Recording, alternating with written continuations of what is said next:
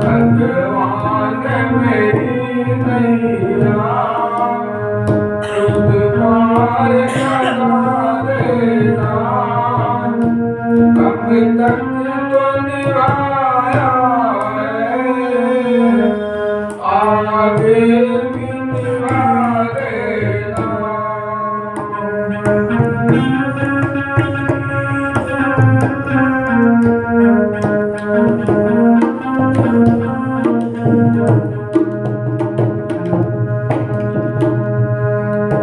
भगवान श्री राम एवं वानर सेना सहित लंका को प्रस्थान करना चाहते थे, लेकिन बीच में समुद्र जो है वो आड़ बना हुआ था। बीच में जो समुद्र है वो मार्ग को रोक रहा था। और उस कारण भगवान राम ने समुद्र का आह्वान जो करना शुरू किया। भगवान राम ने समुद्र को 3 दिन तक आह्वान किए, लेकिन समुद्र नहीं माने, वह आराम से पड़े रहे। भगवान को 3 दिन आह्वान करने के बाद भगवान को भारी गुस्सा आया कि अब ये कैसे मानेंगे, आह्वान से तो नहीं मान सकते तो कैसे मानेंगे। अब तो इन पर है जो शर्त ही उठाना पड़ेगा, तभी ये रुकेंगे, मानेंगे। इस कारण से उन्होंने धनुष पर बाण संहार किया। बिना न मानत जल निगला गए 3 दिन बीत, बोले राम सबको बतवा भय बिन होत न प्रीत, जावै राम चंद्र की जय। इधर 3 दिन बीत गए, किंतु जल समुद्र विनय नहीं मानता। तब श्री रामचंद्र क्रोध रहित बोले, क्रोध सहित बोले कि बिना भय के प्रीत नहीं होती। लक्ष्मण बाण सरासन आनु, सो बरद बसी खजुगानु, 60 सन विनय कुटिल सन प्रीति, असहज कृपन सन सुंदर नीति।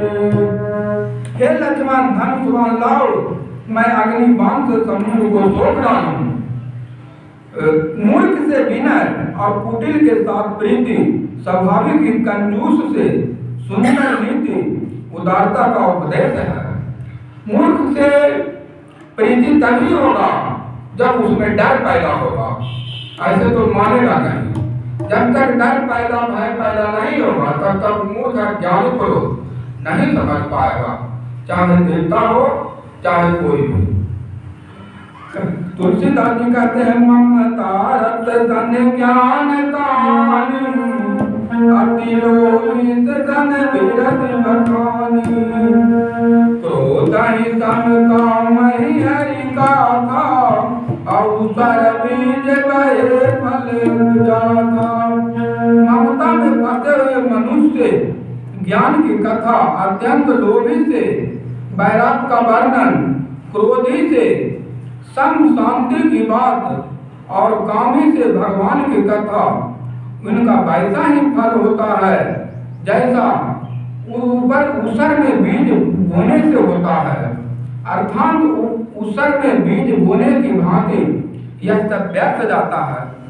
भगवान कहते हैं कि जो ममता में फंसे हुए हैं उनके सामने ज्ञान की कथा कहना मूर्ख के समान होता है, कोई फायदा नहीं होगा।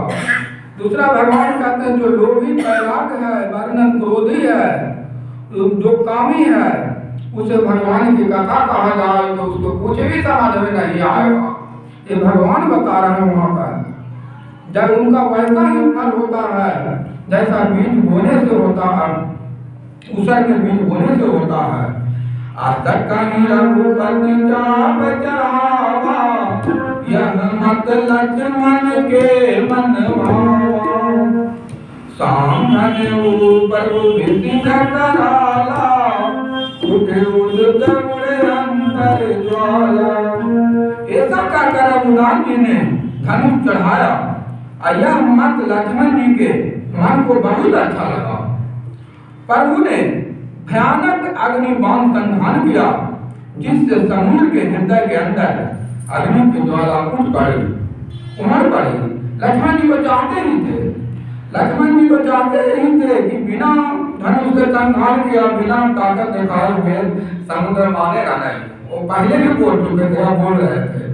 और आज श्री राम भगवान को धनुष का परवान संहार करते हुए देखकर लक्ष्मण जी बहुत खुश हो गए। मकर उरग जनगण कुलाने, अजरत जंतु जल निज जब जाने। कनक तार भारी मन गण गाना, विप्र रूप गायौ गरिमाना। मगर सांप और मछलियों के समूह व्याकुल हो गए, मगर सांप तथा मछलियों के समूह व्याकुल हो गए। जब समुद्र ने जीवों को जलते जाना, तब सोने के थाल में अनेक मणियों और रत्नों को भरकर अभिमान छोड़कर वह ब्रह्मांड के ब्राह्मण के रूप में आया। जब हम श्री रामचंद्र को धनुष परवान को संहार करते हुए पाए, तो समुद्र ने अपना अभिमान को छोड़ दिया और उन्होंने रत्न भूषण लेकर के और ब्राह्मण रूप धारण करके भगवान के निकट प्रकट हो गए। भगवान मेरी नैया उस पार लगा देना, अब तक गुनवाया है आगे मिलवा देना।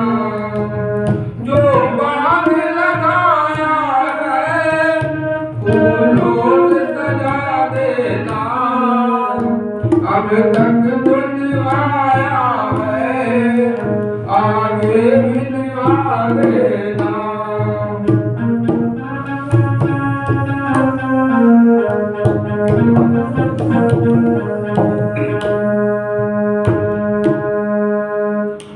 भगवान कहते हैं काटे पाई गदरी मरई, कोट जतन बहुदीन, बिनय नमान कगे सतुनी, गाटाई पाई नवनी।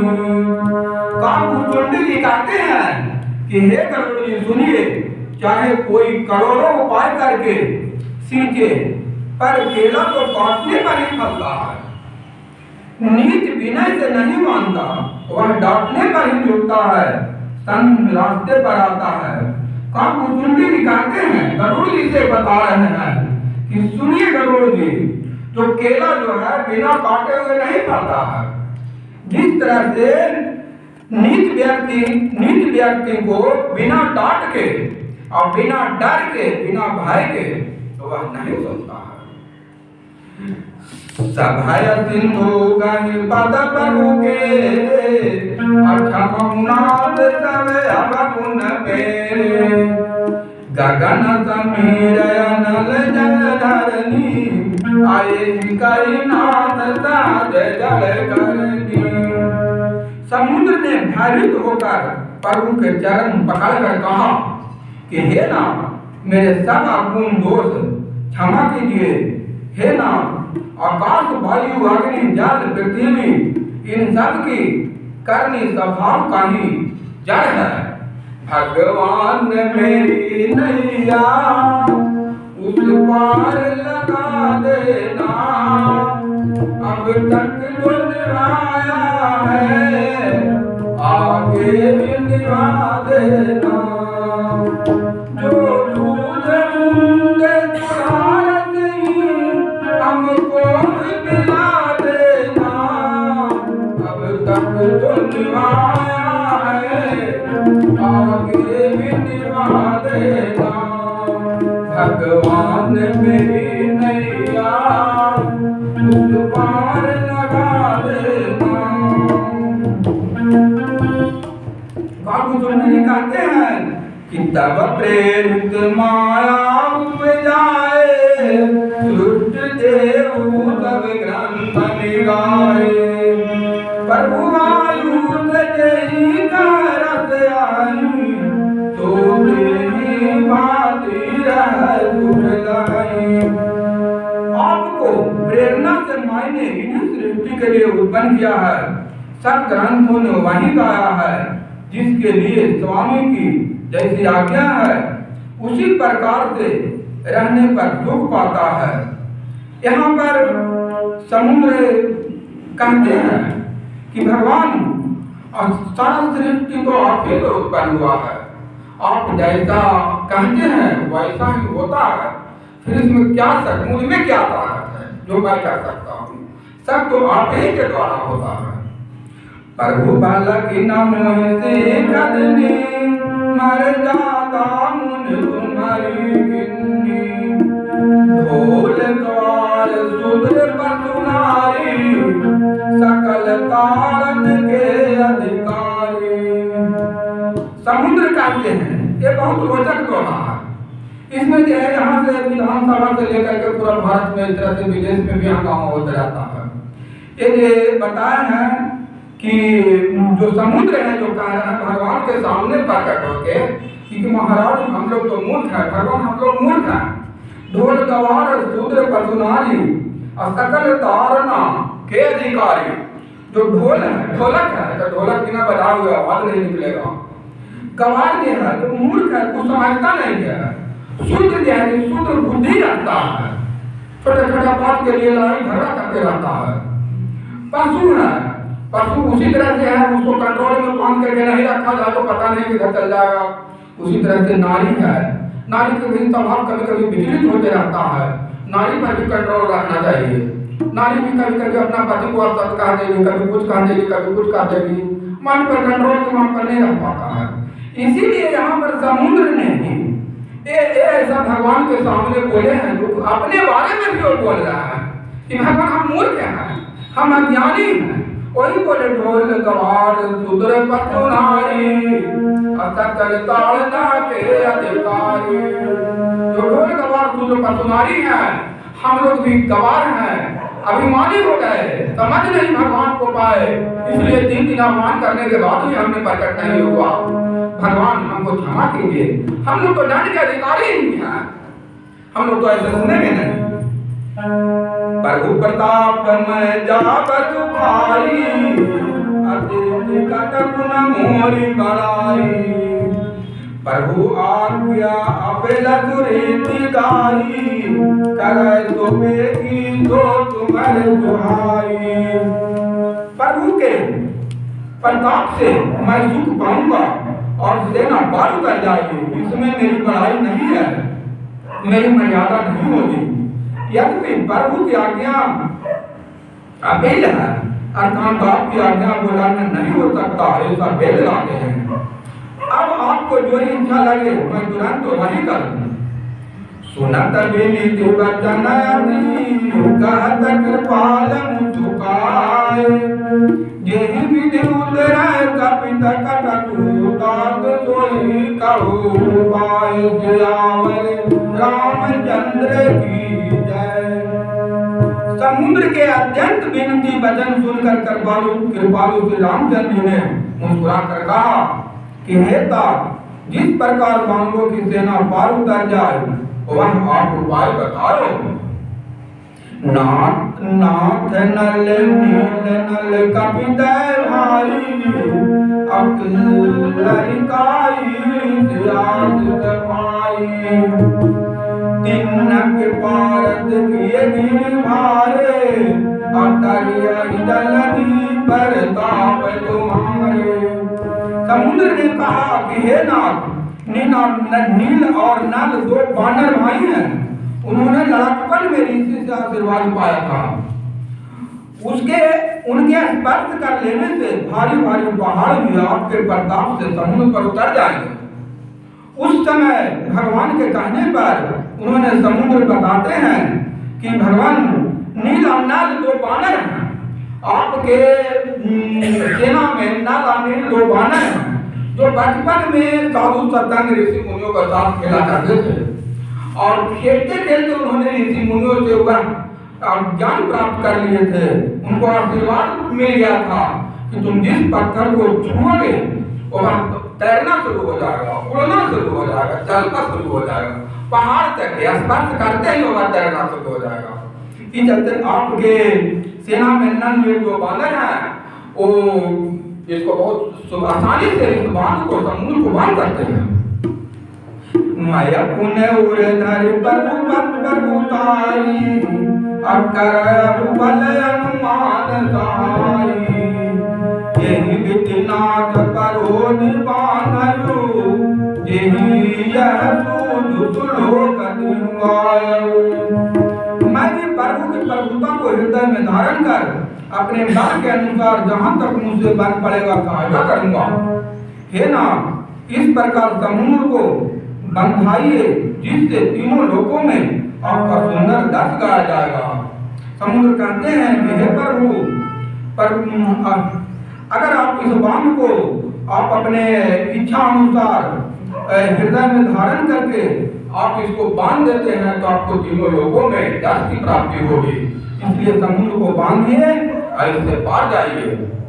यही सार मम उतर तटवासी करुणात कल नरयत राखी सुनि कृपाल सागर मन पीरा अतुरत हरि राम धन धीरा। इस बांध से मेरे ऊपर तट पर रहने वाले पाप के राशि दुष्ट मनुष्यों का वध कीजिए। कृपालु और रंधीर श्री रामचंद्र जी समुद्र के मन की पीड़ा सुनकर उसे तुरंत ही हार लिया, अर्थात बाण से उन दुष्टों का वध कर दीजिए। वहां पर समुद्र कहते हैं समुद्र देवता की हे भगवान, आपने बांध कर उस पार जाइए और जो समुद्र के निकट पापी अधर्मी लोग रहते हैं उसको आप संहार के लिए उसको मारिए। देखी राम बल बहुत भारी हर पाओ निज भरो तुम्हारी सकल चरित कहीं प्रभव सुनावा चरण बंदे पतोदही श्री रामचंद्र का भारी बल और गौरव देखकर समुद्र हर्षित होकर दुखी हो गया। उसने उन दुष्टों का सारा चरित्र प्रभु को कह सुनाया, फिर चरणों की वंदना करके समुद्र चला गया। समुद्र ने जो दुष्ट रावण था और जितना भी दुष्ट जो समुद्र के किनारे रहते थे उस सब को वर्णन भगवान से कह सुना है। और उसके बाद सुनाने के बाद समुद्र भगवान से आज्ञा लेकर प्रणाम कर अपने गंतव्य स्थान को चले गए। निज भवन गवन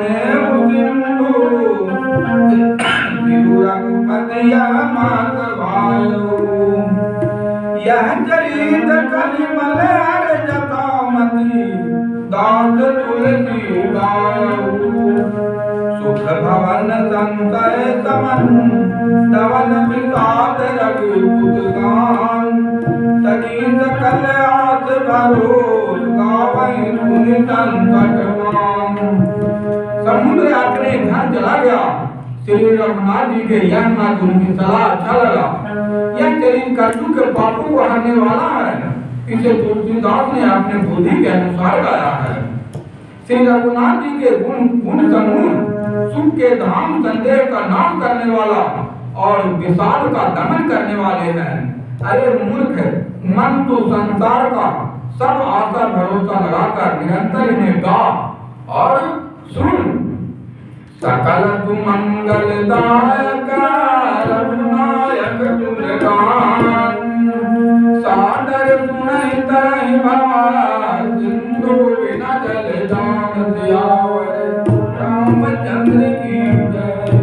श्री रघुनाथ जी का गुणगान गंभीर सुंदर मंगलों को देने वाला है।